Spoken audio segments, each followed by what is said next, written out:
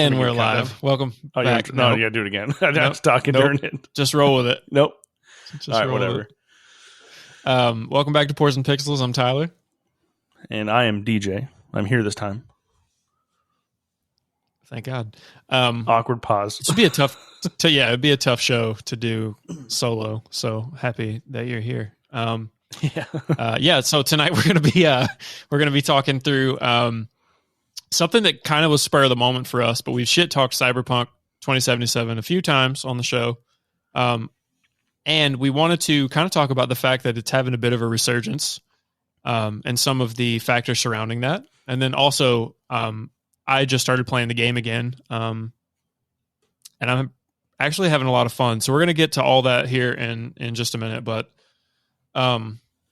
this is normally the part of the show where we would talk to you about our pours, but my good friend DJ here has been busy, and he's going to tell us a little bit about some of the new cool stuff that's coming up. So DJ, go ahead. Yes. So, one thing that we both agree on in the world of like beer drinking is like supporting your local breweries. Like we like going out and trying different beers from our areas. And luckily we live in two different areas where it's very common to have multiple breweries in the area. So it's, you're never running out of stuff to go see. So we just started I guess you would call it a campaign.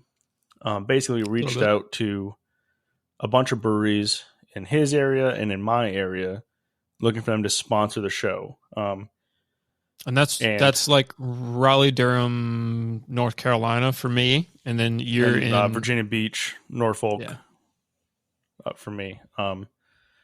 And we have our first sponsor, and that's for our next episode. That's the other announcement I want to talk about. But our first sponsor is Cobra Brewing. It's here in Norfolk.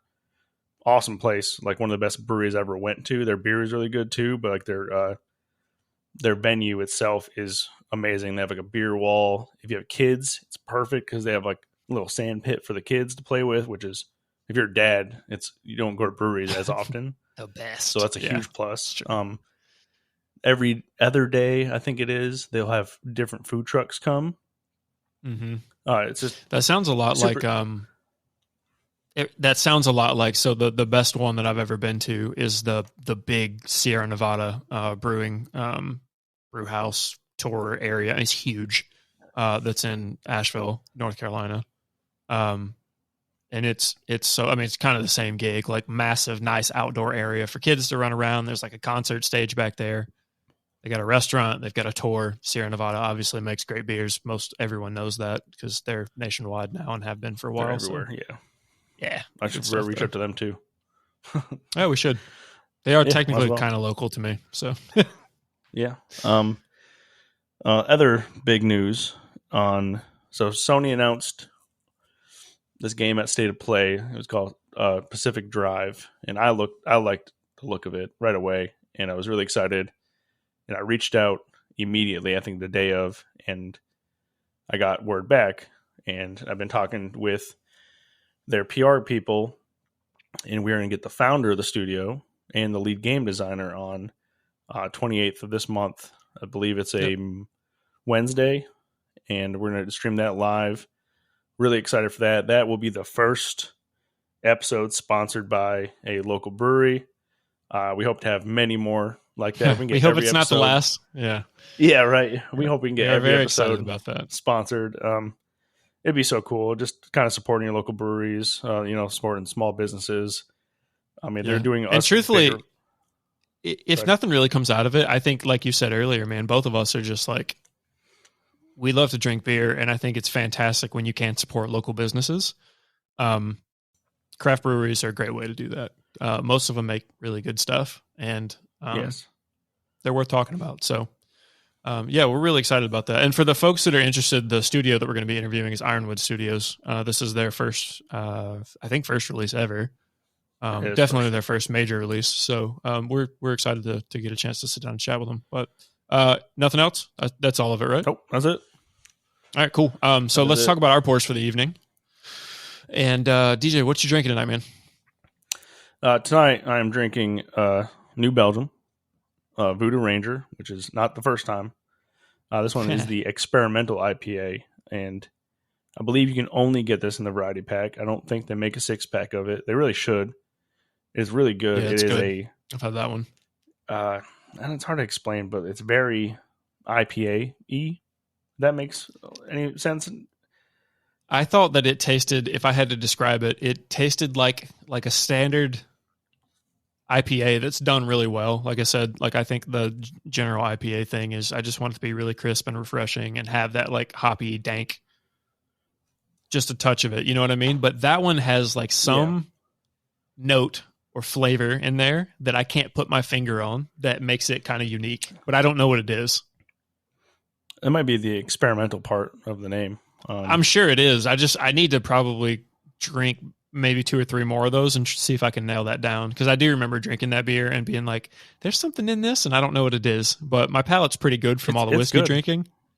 And I couldn't figure it out. Yeah. I mean, it's I good. should have put it in my wine glass and swirled it. I would almost say this would be a crushable IPA, which could potentially be devastating. Accurate. Yeah, like no, my God. That's like 6.5%, 7%, right? It is. Oh my God, I can't find it on the can. 8.6. Yeah, this is definitely dangerous. Would be a leg wrecker, my guy. Yeah, where are my knees? Fuck. Yeah, on vacation. What about you, man? What are you drinking? Yeah, so kind of in keeping with the spirits of trying to have a bunch of local North Carolina breweries I have something from R&D Brewing called the Storm Brew. And for those of you that are hockey fans out there like DJ, this is the official beer of the Carolina Hurricanes. And it is essentially just like their version of a light lager. So this is the one that they serve at all the games. I think you can get a 16-ounce pour of this for like $5 at the games, which is really cheap for professional sports prices. Yeah. And honestly, you can get this and it's really cheap at the store too. I mean, it sells similar in a similar price point as like a Bud Light or a Miller Lite kind of thing. And I think it's pretty good. 2.4 carbs. And like I said, it's just like a really good light lager with a really dope can design. But R&D Brewing is in downtown Raleigh, and it's interesting because their name obviously sounds like research and development. So you would think they'd have some really crazy experimental brews. And I think that they do, but it also plays on the fact that they're in the Raleigh-Durham area. So R&D Brewing. Oh, well, I guess that makes sense. So, well, shit. Anyway.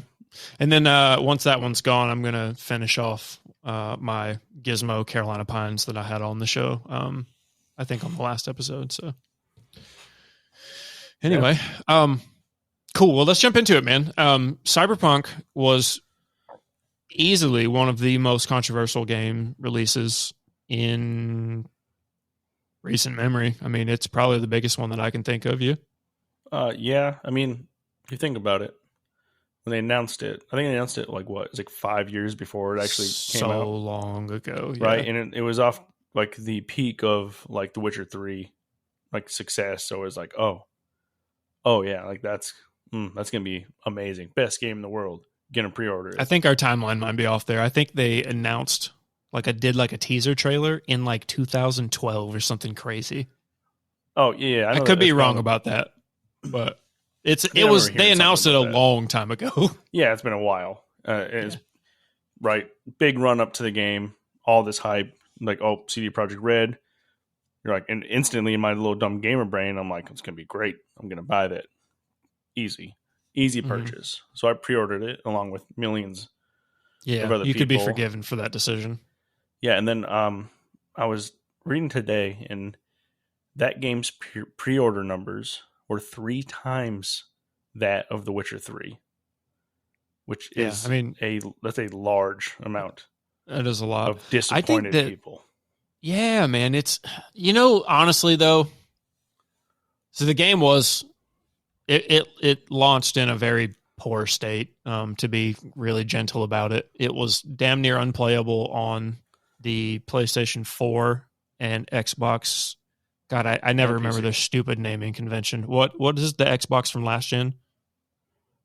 Xbox One Series X? No, Xbox One. Yeah, but yeah, you're right. Okay, so it was the Xbox One, and the PlayStation 4, and it was basically unplayable there. And then on PC, you had to legit have the best rig of all time to have a chance at running the game. No, so I won't say that because I have a 1070 and it ran it. And it looked fine. There's some graphical bugs, but that was in the game, not like a graphic card issue. There was reports that people with the 30 series cards were like that game was melting their card. Yeah.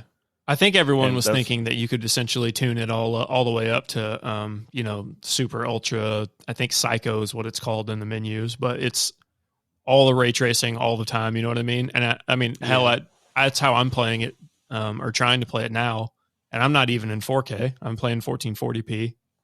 And it's tough, man. Like I've got a 3080 12 gig, and I think I'm playing on high settings, not ultra, with ray traced reflections on, but nothing else, and DLSS on quality mode, and I'm still floating around 65 70 FPS. Like it's a rough game to run, and that's with 1.6. That's the new patch.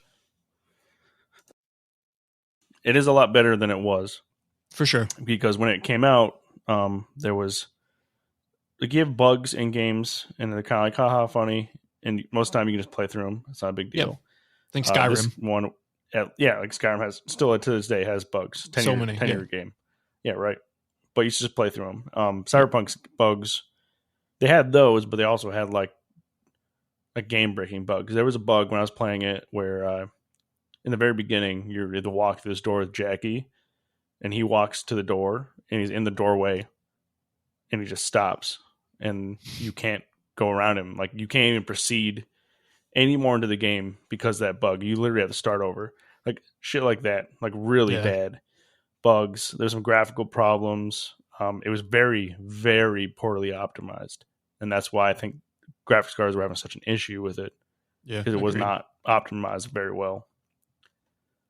I also think, just to go ahead and get all of the ugly for the game out of the way, because we do want to talk about the positives. I think that's kind of why I wanted to have this episode on, was really to kind of focus on some of the changes. But I think the outside of the like hardware optimization issues, all that sort of stuff, the fact that it just flat out really didn't play on older generation consoles that they sold it on, I think one of the biggest drags on the game, and this is still technically probably true of it, is that what we saw in some of the lead up trailers, those features just flat out didn't make the cut.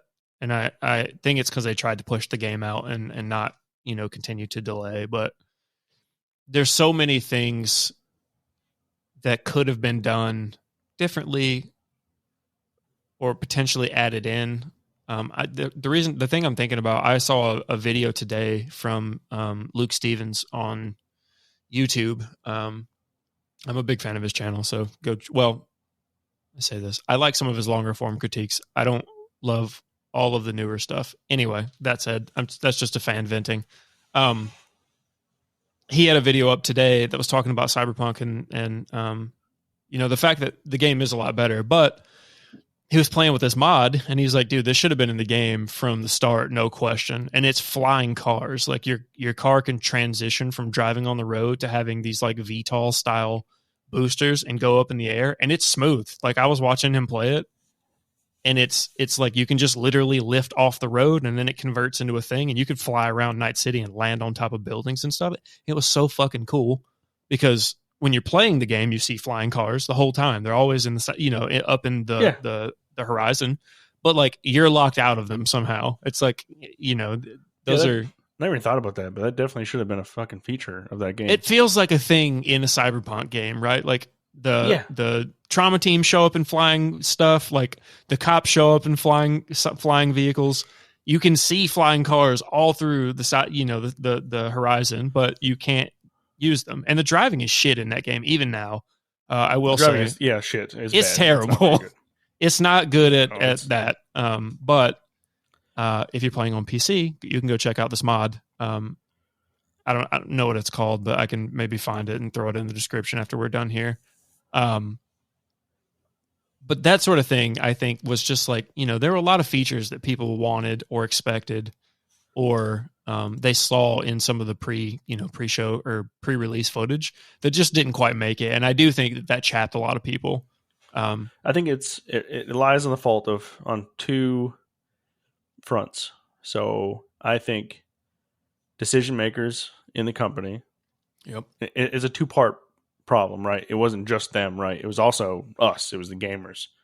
Oh, We're just like, we need Cyberpunk like little fucking crackheads begging for it. And like, I feel like every game is like that now, though. it is, but I think that game was such an extreme because it was so long, and it was just like people were taking every opportunity to throw shade at CD Projekt Red for not releasing the game. And then they just were like, and they released the game when they shouldn't have. It was unfinished and it was shit. And then their stock price like plummeted because of it. Yeah. Like, they had like financial troubles for sure. After that. But yeah, that actually is an interesting point. And for full disclosure, we don't have like a script for tonight. We're kind of just like having a conversation about something that we found interesting. Winging it. But it made me think just now, like, I wonder if maybe the reason, like you said, we as gamers are certainly to blame for some of this disappointment we generally feel around gaming these days, is because there's no game that gets announced that doesn't get critiqued to hell before it releases, right? Like YouTube gets a hold of it and content creators start making content around what we think is going to be there, what we're expecting is going to be there. It builds up all this hype. And it's fun to watch. Like, I'm guilty of it. I take part in it just as much as anyone else, right? Like, we like to sit and talk.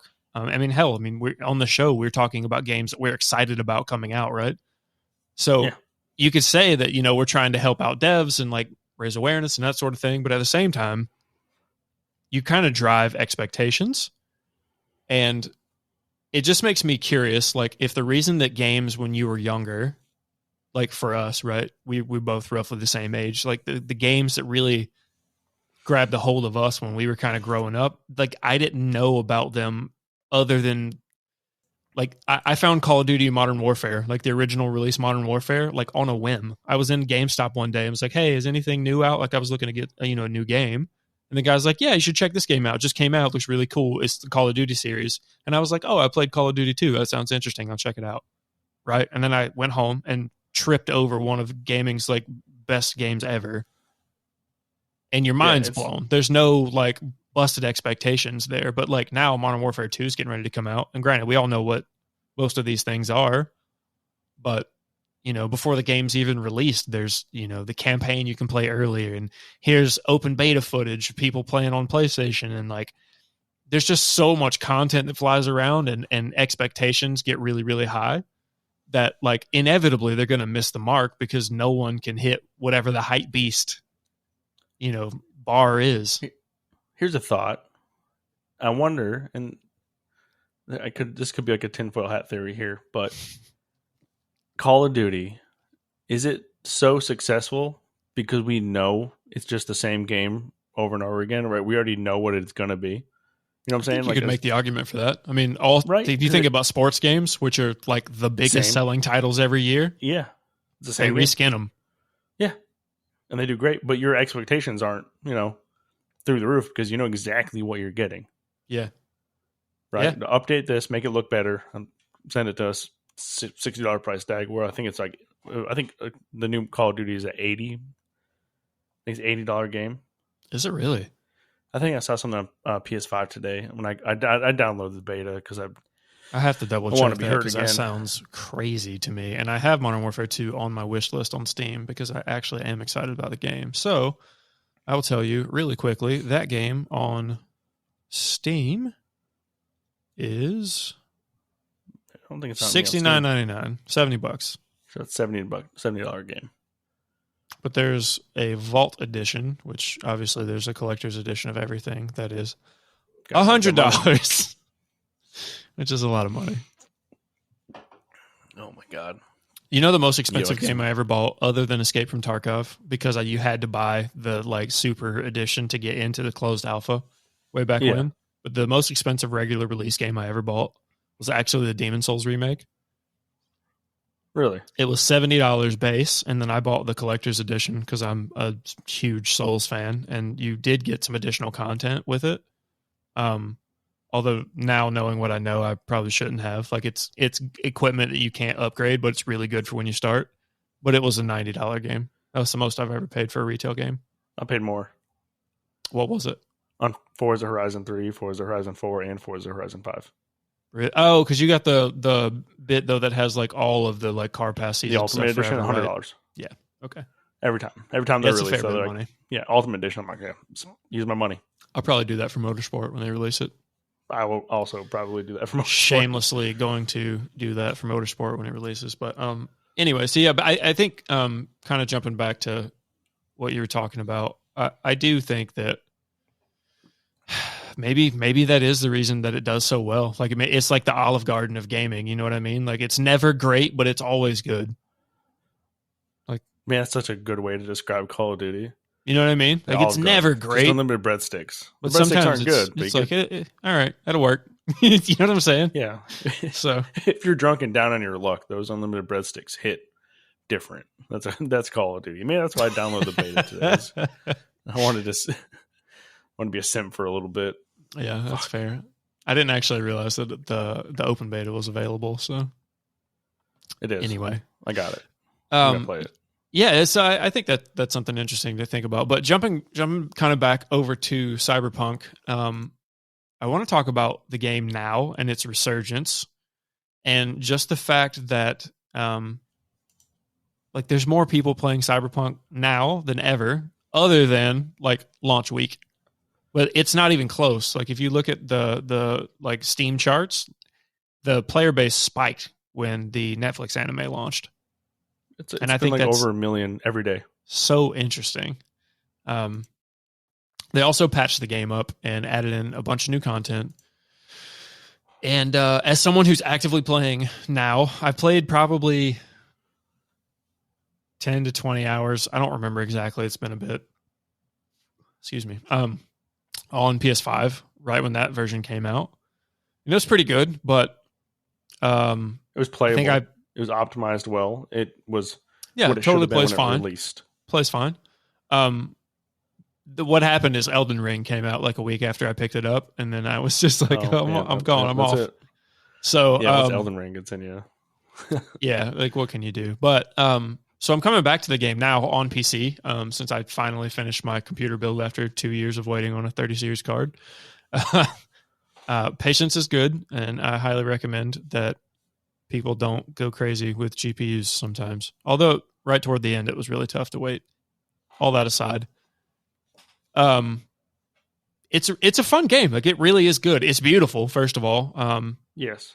Like I said, I'm playing 1440p with most of the settings turned up, and just kind of some stuff dialed back for ray tracing and all. But it's a beautiful game, and I think that atmospherically, I think what CD Projekt Red built when you're walking around the city and just like the grime and the vibe of the city, it's a place that like you wouldn't really want to find yourself in real life, I don't think.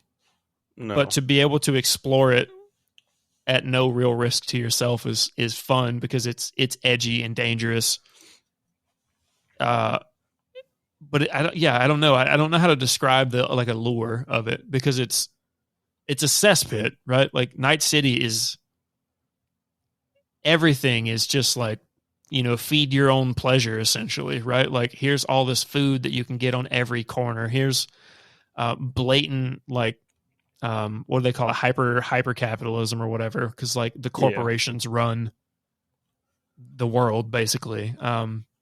There's like sex ads just as you walk down the road, which is not something we're used to here in the US. Although on some of our Navy travels, we have seen some of that just like open, hey, come check out our giant sex club. Here's like a brochure, which is a weird thing to get when you get off a bus in the downtown area.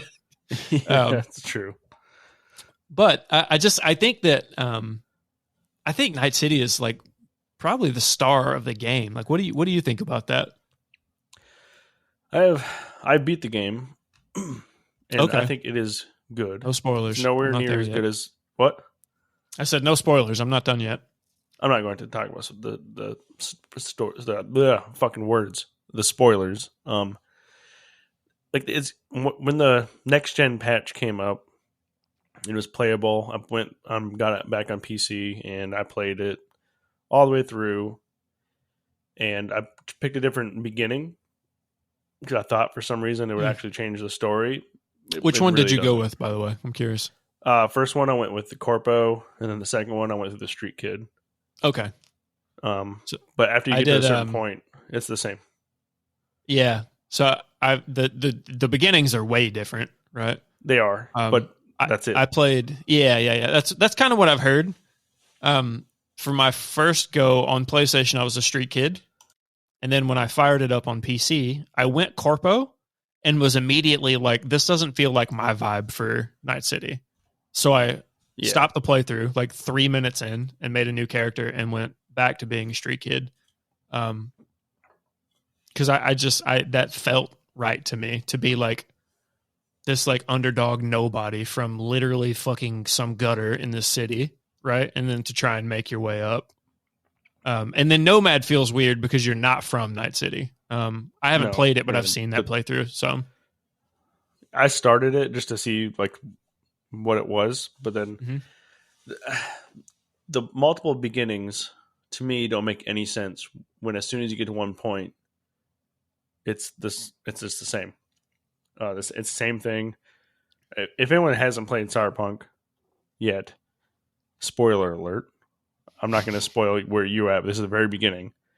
When Jackie dies, doesn't matter what you did before that, it's a linear story throughout, which makes it almost pointless, in my opinion.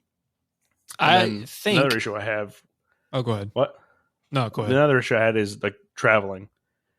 Fast travel, you have to go through those little beacons, little green maps, and sometimes they're a pain in the ass to find. Yep. So you don't want to drive anywhere because the driving sucks. Because the driving is bad.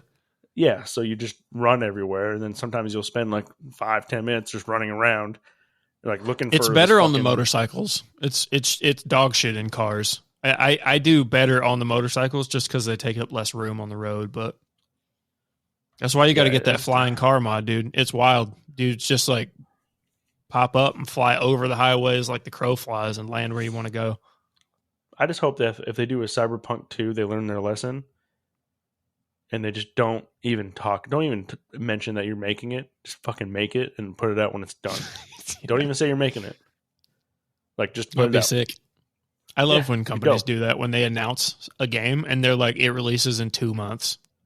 Yeah. We're just smashing bugs and we're going to ship it. And you're like, wait, what? Yeah. Yeah, it sounds good.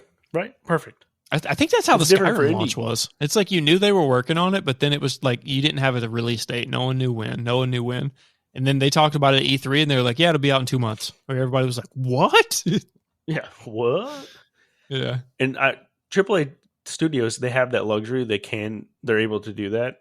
Indie games kind of can't do that. They kind of have to like show, like, hey, this is what we're working on, right? But they can't. Yep. They can't just release a game. Maybe they could, but like no one would really know about it unless they've released titles before. Like Iron Gate could probably do it. Now they could be like, "Oh, here's a new game," and you'd be, "Oh shit," yeah, right? But a lot of like first companies, like their first games, like they would not be able to do that because they'd be like, "I don't even know what the fuck this is." Yeah, I forget where I saw this at, but I was watching an interview with a developer the other day. Oh no! It was the developers over at Fat Shark doing the Vermintide and Darktide. They were talking about when they were working on Vermintide originally that like they would put stuff out like DLC stuff, but it would be free, right?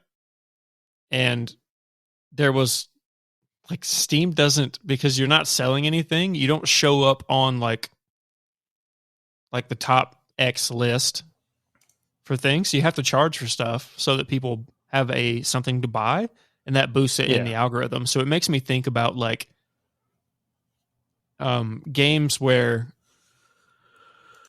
nobody knows about it. It's like, well, how do you generate interest in this sort of stuff? Because at least like when they were talking about with Vermintide, at least people already knew about those games. So the people who wanted to find the content they were making were able to find it. But like if you're brand new to the scene, I don't know how people find your game. I mean, it makes me think about the Valheim game because no one had ever heard of it's Iron Gate, right? I'm gonna mix them up because Ironwood is it's Iron Gate. Yeah, okay. Yeah. I was like, I'm gonna mix this up, but it's Iron Gate Studios. So like I had never seen anything from them or heard of them, and I hadn't heard of this game. And then somebody all of a sudden was like, hey, there's this super cool game that just came out that's a Viking survival game we should check out. Coincidentally, it was in the middle of the DMR meta on Warzone, and we were all like, fuck this. Yeah. Let's play something else. So yeah, I was just like, I don't know. I mean, do some games get lucky, or do they have good PR, or like, how do people find these? I think Valheim is. I mean, we could talk about Valheim like all day, but Valheim was such a good game. Mm-hmm. Like, it was really good. I think if products are like good, like just in general, like they're good, they have good quality products, I think they're going to sell themselves, right? Yep. Somebody's going to play it, they're going to be like, this is amazing, and they're going to tell their friends, and then their friends are going to tell their friends, like word of mouth. It's just going to spread. Versus a big PR thing, like buy this fucking game, right? Maybe the game's shit, Call of Duty, but like, it just, I don't know. We just established it's not shit. It's Olive Garden. It's Olive Garden, Call of Duty, Olive Garden. It's not great. Same. It's gonna be pretty good. Yeah. Like, oh man, fucking. I'm sorry, but Call of Duty's been pissing me off because this whole Call of Duty Next event, and all they're talking about is Warzone 2 maps, and all these streamers who were talking shit about Call of Duty for months are now like, oh, Call of Duty and Warzone 2. It's like, come on, bro, pick a side. Fickle community, man. Yeah. Yeah. Yep. I don't get it, but whatever. Well, I do. Money talks. Money. Got it. Yep. Yeah. To be fair, bitch. To be fair, we got to get one in every episode now. I'm looking for a way to work in one of Daryl's boy howdies into an episode, but I haven't found a good spot for it yet. So keep an eye out for that. Anyway, God, what was I going to say? Yeah, I was, money's one of those things where, especially for, a lot of people, it's like, if you want to fly me out to your event and give me the AAA treatment, it'd be really tough for me to want to talk shit about you. You know what I mean? It'd be real easy to be like, wow, this game's so good. Like, I really like the way this does and this feels and blah, blah, blah. So I don't know. I don't think they're all sellouts, but I could totally see where, like some of them spend a lot of time saying like, this game sucks. They really need to fix this. They need to change that. And then the second that there's an opportunity to fly out to an event, they're first class and on the way, which, hey, you can't blame them, but it's an observation. I mean, Tim the Tatman makes something like $50,000 a month from YouTube. Yeah, that's super cool though. Yeah, good for you, man. Come on the show. A month? I like your shit.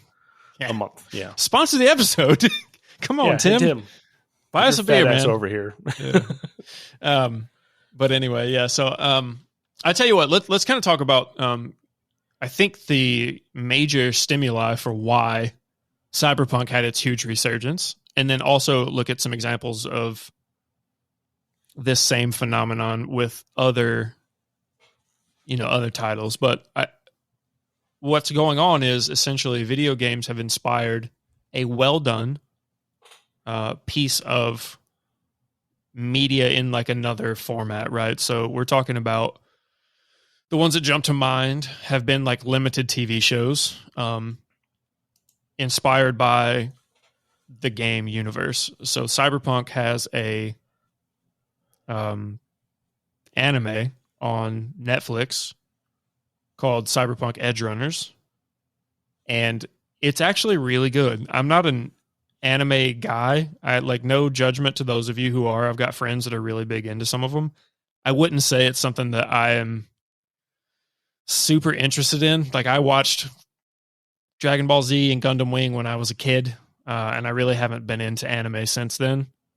This is definitely an anime. No question about it. Just style wise, you can tell when you start watching it. But one thing that's really different about it is that it keeps all of the adult theme of Night City. Like, do not watch this with your children. There's like full blown frontal nudity sex scenes in like the first episode. And you'd be like, oh shit, that's a cartoon. But I'm pretty sure I saw a vagina. Like, it's, yeah. Well, like, okay then. No, you will. It's shocking. It surprised me. I didn't figure that that would be the case.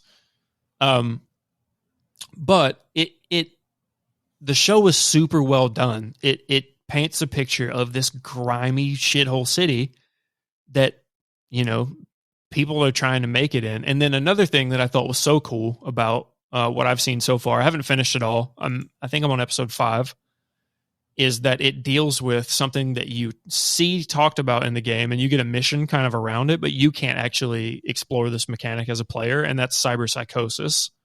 Okay. Which, you know what I'm talking about, where essentially like people will take on too many cybernetic mods to where their mind scrambles and they lose it, become cyber psychos and murder a bunch of people and stuff. Well, you see some of the protagonists in the show kind of going through that. And it's heartbreaking, really. Like what I've seen of it, it's really, really, it's kind of, I wouldn't say it's tough to watch, but I mean, it grabs at you. Like it's pretty emotional.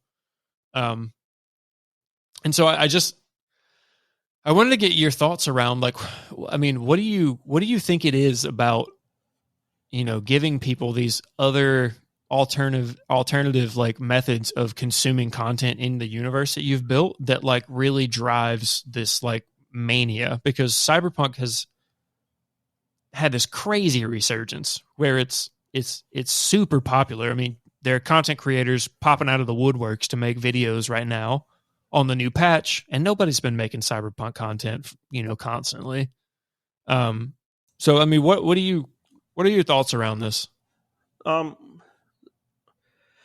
has to be to succeed, and anyone can do it. It's been done unsuccessfully many times. To do it successfully and to have the benefit of like a resurgence, like with Cyberpunk, the source material has to be good. The people writing 100%. It, they have to be good writers. They have to put effort into doing it. Something unique. The good example of this is another CD Projekt Red. Right, I'm sure it's on our list of shit to talk about. But The Witcher show is really good. But The Witcher games were based off The Witcher books, and those books are fantastic. Kind of. I'm a big nerd on this stuff. For clarification, The Witcher games pick up immediately where the books leave off, and they're heavily inspired by all the stuff that occurs in the novels. The Witcher show, the first season, I would say, is pretty faithful to the books. The second season, they were like, that's loosely based on. Yeah, but the base of it was still good. The like universe is essentially still there. I agree. So the world that they killed Eskel though, and I'm fucking mad about it. They did kill Eskel, yeah. They also turned him into a fucking tree for some reason. Yeah, but you know what? You know that's my only complaint really about the show. Yeah. Also the eyebrow things in season 1 with Ciri, but you know whatever. She had they dyed her eyebrows. Did like they? Blonde? So you couldn't see him, but when in the second season they didn't, and she looks like 10 years older, and you're like, they changed the actress. They didn't. They just didn't dye her fucking eyebrows this time. True story. But the world was there, right? The characters were built in the books, and they were great, and they didn't stray too far away. The core mechanics of that were still there, led on to successful video games. I mean, Witcher 3 is in my top 5. It's an amazing game. It's so good, and the show is really successful. Yeah. You know something that's funny though about the show? What? Is even TV shows get graphical downgrades. Like if you look at Triss in the games, and then you think about Triss in the show, you're like, hang on a fucking minute. Like, yeah, you're not redhead. This one was a smoke show, and this one was like, eh. Yeah, I mean that's casting. That's a little different, you know. I mean they got Geralt really good, dude. I love that Henry Cavill is like king of the nerds. I know. My dream when we first started this podcast, I was like, man, if we got Henry Cavill on the show, That'd be so sick. Yeah, we should. my life We would should be send him my a life would be message. fucking dope. What's it like to be the coolest fucking nerd on the planet? Yeah. Also, fuck you for just having it all. Mm-hmm. Yeah, you're only supposed to get like a couple of check boxes, not all the check boxes. Yeah. But, like, good God. Yeah. So now that we're Some done gay drooling dude over made him Superman, Yeah, some gay dude made him on a computer in a basement somewhere. Just he wasn't born; he's created. made in a lab. Yeah. Anyway, but yeah, other good examples of games going into TV shows. Man, it's hard to. If you don't say Arcane, I'm going to punch you through this fucking TV screen. I have no experience with it, though. You haven't watched it? Mm. I'm not a League of Legends player, but I heard about the show, and it was one of the best things I watched on TV this past year. So I watched this when Casey was born. He was really little at the time. And so they sleep all the time when they're super little, and I would just hold them on the couch and watch TV. And I burned through the first season of Arcane in no time, and it's amazing. So for anyone who is even mildly interested, I don't even know how to describe it. It's yeah, I don't know. I'm going to butcher the description, but it's super interesting.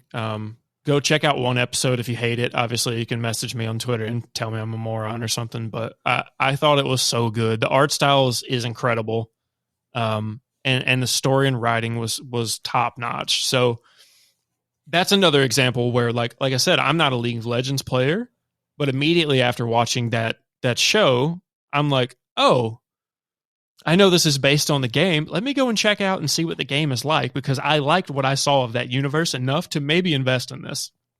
And I know that a lot of other people did that. Excuse me. I mean, that's the reason why Cyberpunk is, getting the resurgence it is because of the Netflix. Or is it Netflix? Yeah, it's Netflix. Right? Yeah, Netflix show. And then I'm like, which is good. I want CD Projekt Red to succeed because they make dope shit. Yep. And I don't want them to fail. So I'm happy that it's happening. I probably won't play Cyberpunk again until they release the DLC. You know what I'm saying? Yeah. Because I've already beat the game. Yeah, I don't know that there's enough there that's new that would maybe want to bring someone back who, like, if you're playing it strictly for story, right? There's nothing new there yet. Like, there's a bunch of new content, but it's not story content. There's new guns and cars and scopes and clothes, and you can change your hair, and there's like a transmog system now, so you don't have to wear ugly fucking clothes all the time just because it's the best stats, and a bunch of quality of life stuff that's really cool. But yeah, I mean, the story the story is not the best. That's what I've heard, is that the main quest line is kind of just okay, but that some of the side quests are actually like worth playing. But it made me think though about kind of like The Witcher 3. I mean, the main quest on The Witcher 3 I thought was really good, but those fucking side quests, dude, that they wrote, like the Bloody Baron is one of the most amazing, deep, emotional fucking side quest that I've ever seen. You know what I mean? Like, but it's so difficult to be like, how do you top that? It's one of the Bloody Baron is a really good example, because you play it, the quest, you do it the one way, and then you're like, okay, well, I want to go back and I want to do the other choice now. Like, that game has a lot of that. Yeah, a lot of that magic of like the choice system, like deciding what to do, and like the outcomes are there. It's worth it to replay the story again, because I think I've played the story shit like 3 or 4 times at this point now. Same. And I'm gonna. I do definitely it again. got every ending again. Yeah. Yeah. I'm excited about the next gen release when it comes out. I am. That's what I'm going to replay again. It's still slated for this year, I think. How many endings are there in The Witcher 3? Like 20 something, right? No, well, there's weird mini endings where like you can do one thing or another on like some of the side quests, and that'll change your ending technically if you change up one side quest essentially. But as far as the main quest, I think there's maybe 3 or 4. Oh, that's good. But the side quest makes it like 8, maybe 8 to 10 different like variations on endings that you can get. I mean, I also haven't played that game in a while, but I got like, I guess the platinum trophy on PlayStation. No biggie. Yeah, weird Platinum, flex, but whatever. okay, yeah. Yeah. But yeah, so you know, I think it's interesting just to see the game kind of like make such a comeback based on something that's not a video game, right? Like to see this like alternate media be able to bring so much interest, and they paired it with a sale, right? Like it's 50% off right now for the game. And all these people are showing back up and being like, oh shit, I saw that anime based on this game. It looks amazing. It's only half off. You know what I mean? Smart. Yeah. Oh, of course it. Yeah. Brilliant. Right. But I really do hope that like the revenue that they're able to bring in allows them to kind of recover from like the complete fiasco that they went through. Which, I mean, it was their fault, but it's a company that well deserved. I care about the IPs that they own enough to hope that they, like, I want Cyberpunk to get to be the game people wanted it to be. You know what I mean? Because I want nothing but success for them. As a gamer, I don't know why there's so many people sometimes who are, it's almost like we enjoy when people fail, so we've got something to talk about or make fucking videos about and get our clicks. I mean, that's not a gamer thing. That's like just a society No, thing. it's a human thing for sure, but like as gamers, right? Like we don't have very many studios that you can really count on for like that AAA knockout these days. Yeah, and CD Projekt Red was one of our like for sure is like they can do no wrong. Fucking America's sweetheart, dude. Like, exactly. Yeah. And then what happened? We all got kicked right in the dick. Well, we got burned, right? Like everybody got burned, and then they're like, you know what? Like we're not doing this again. So I mean, I get it. The next thing that they put out, will I pre-order it? Depends. I'm gonna want to see some like actual player reviews though. And I don't think that like games, I think they were really shady about the review process too on Cyberpunk, if I remember correctly, with embargoes and all that. Like, I don't think they were allowing reviews to come out until the day the game launched, which is kind of shit. Like, I think you should give people some time to do their research before launch day so that they can pick it up or not. I still won't pre-order it. Like the intro gameplay and everything, like I'm not gonna pre-order it. No, I mean, yeah, 100%. We saw a bunch of. I mean, there was an hour-long gameplay demo at E3. Yeah, and it looked that great. Everybody was like, "Oh my god, this is incredible!" And that ain't the game we got. No, so I don't know who made that game, but yeah, that shit. Yeah. It's like the release is like, no, go back. I want what you showed us. Yeah, roll it back a couple of editions, and I want to play what that guy was playing. You know, the funny thing about that, if they came out and were just like publicly and we're like, hey, the game's not ready, we need another year, it would hurt, it would suck for like a day, and then you wouldn't be like, fucking bankrupt, right? Like we would be okay with it for the most part.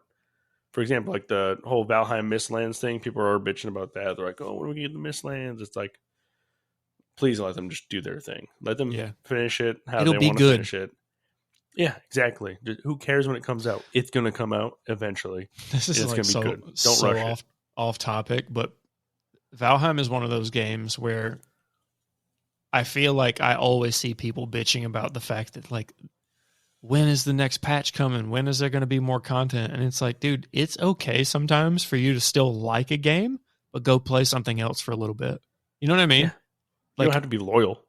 We've played a lot of Valheim, and there hasn't been new content since we've beaten it. You know what I mean? And then I'll go back and play it again. But like eventually, I'm like, hey, you know what?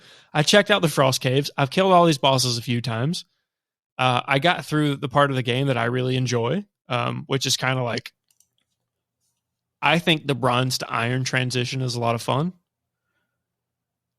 but like, I don't need to play it every single day for the next 8 months until Mistlands comes out. I can put it on the shelf, still really like the game. I don't have to shit talk the devs. I can go play some other stuff. And then one day I'm going to get on and I'll have a community update and it'll be like, hey, the Mistlands is out. And I'm going to be fucking psyched because I love that game. Yeah.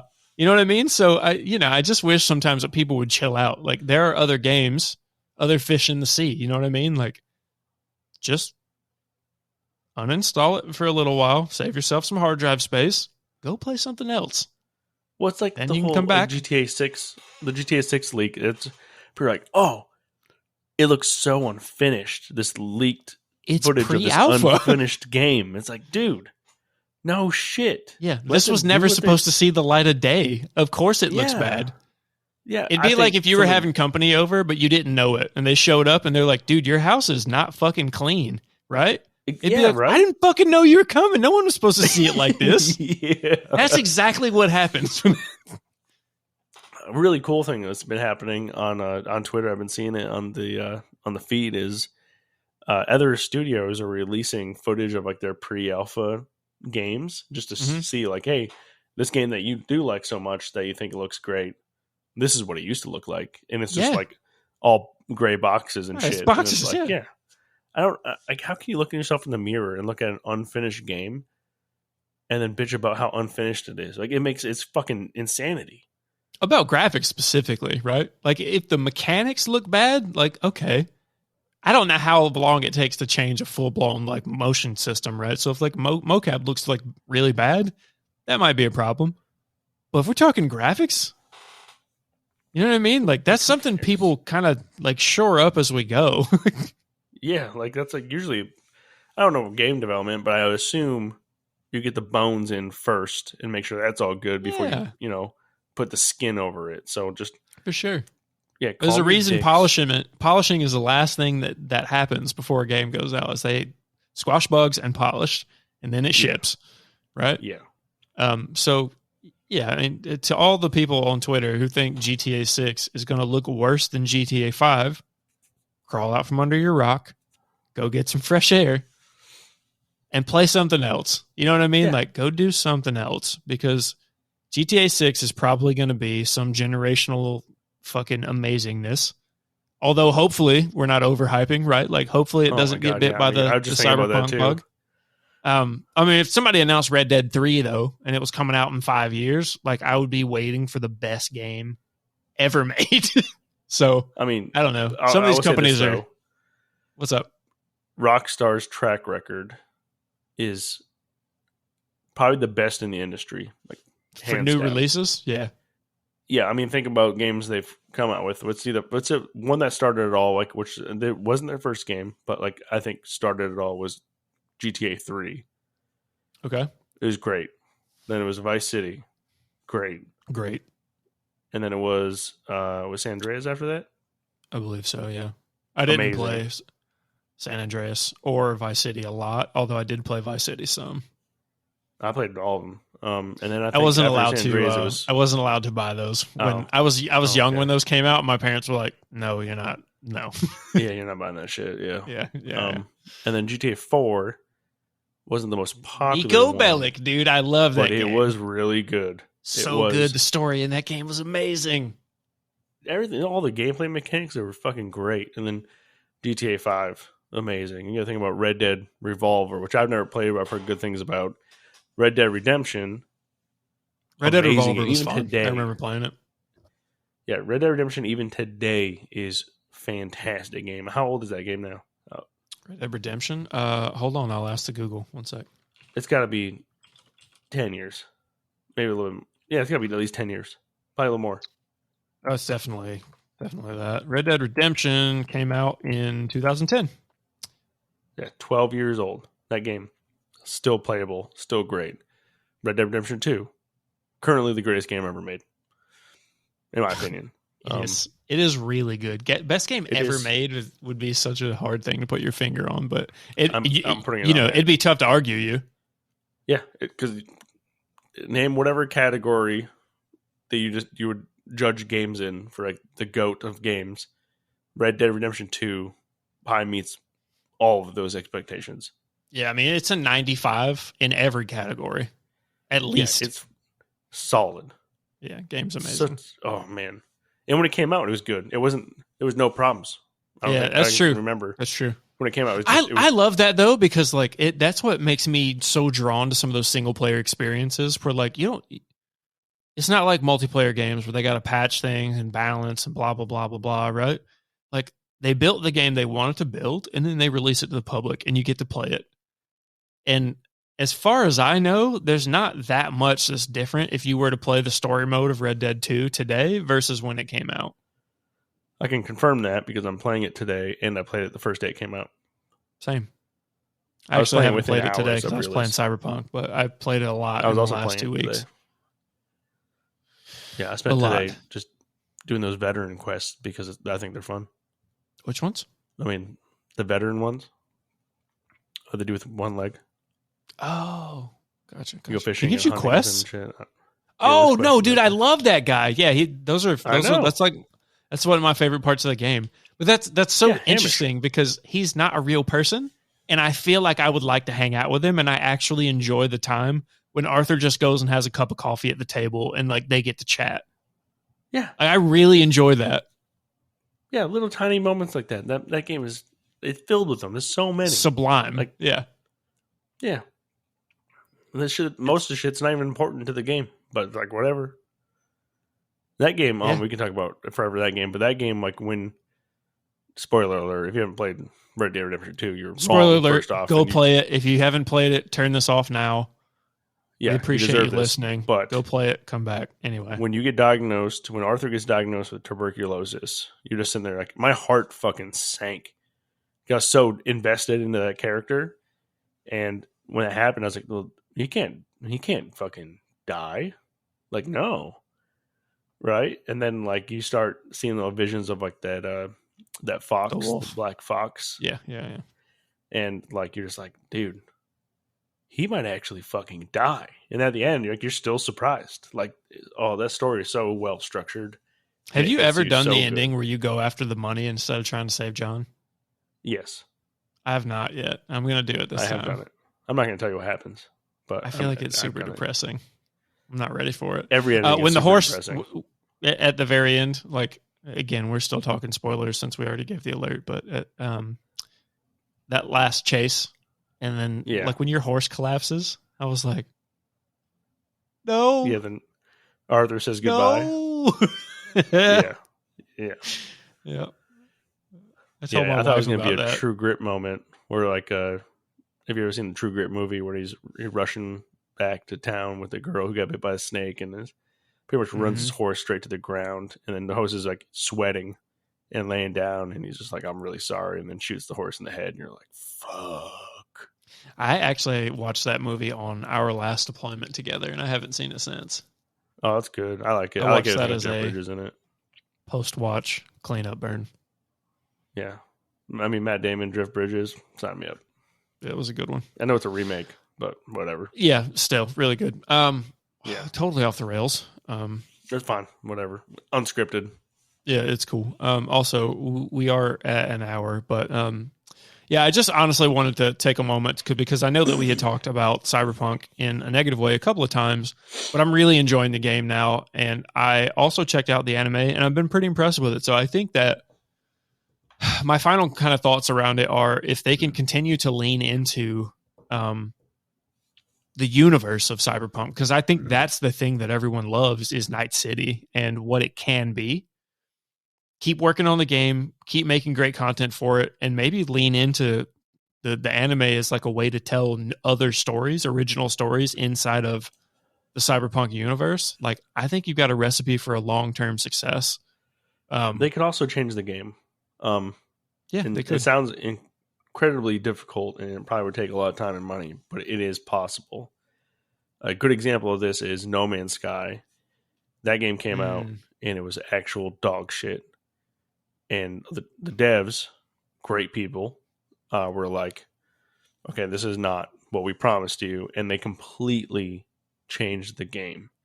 And now it is, if you played when it first came out till you play it now, you wouldn't even recognize it. Like, it's like, this is a completely different game. Like, the gameplay and mechanics are different. Like, everything is different. And it's a fantastic game now. Like, one of the best. It's interesting. That's one of those games for me where I kind of had an eye on it before it came out, and then it came out the way that it did, and I was just like, I'll never play that. I need to. And I might would play it now. I would play it now, but it would have to be on probably a deep sale. It's just not something I have any interest in these days. But I have heard that from a lot of people that it's a basically a completely different product. Yeah, and the story is not. It's not really. There's not really a story. This whole concept is like get to the center of the universe, and you're like, cool. But there's so much shit to do now. Like there's trading and like ships you can buy and sell and like base building and like there's so many like aspects to the game now, and there's like underwater part. The procedure generated worlds or universes technically are fantastic, and sometimes you go to like a broken one and like this weird shit, and you're just like, what the fuck? But it's a solid game. It's a solid game. Cool. Well, thanks y'all for tuning in and hanging out with us. If you are enjoying what we're doing, buy us a beer. You guys can support us. There's a link over on our Anchor page, and I think on Spotify, but I'm not positive. I'll need to double check that. But yeah, we'd really appreciate it, and it'll help us kind of continue to buy beer from some of these local breweries, and be able to bring you guys some cool reviews and support those businesses. And then you guys can find us out over on Twitter and YouTube now, which is pretty cool. Correct. YouTube, Twitch, occasionally. And we have a Facebook too, but we're not really doing much with that right now, I don't think so. I could be totally wrong about that. Yeah, I was like, I haven't touched it. I haven't touched it. I'll be honest. I haven't. Facebook is like, forget the Facebook. Come find us on Twitter. Come find us on YouTube. Give us a sub. Give us a like. And yeah, we really appreciate it. So we'll catch you guys next time. Peace.